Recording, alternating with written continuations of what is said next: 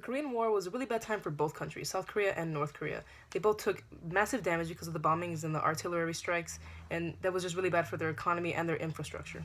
In all of this, they lost a lot of skilled workers, of course. There was 1 million civilian casualties in South Korea and 600,000 in North Korea. As for American troop casualties, there was more than 500,000. After the war, South Korea was able to modernize its country and rebuild it with the help of the United States.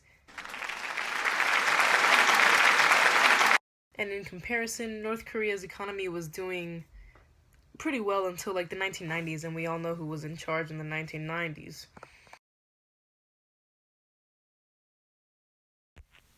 Yeah, we all know the Kim family.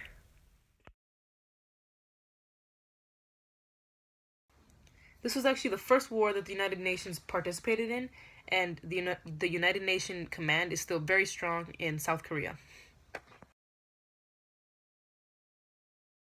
South Korea had a lot of help from the United States.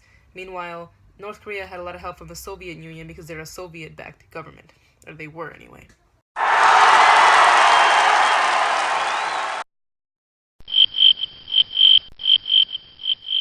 And speaking of America versus the Soviet Union, the Korean War created a conflict between those two, so it basically created the Cold War, and that's probably the most significant long-term effect of the Korean War, which was the Cold War.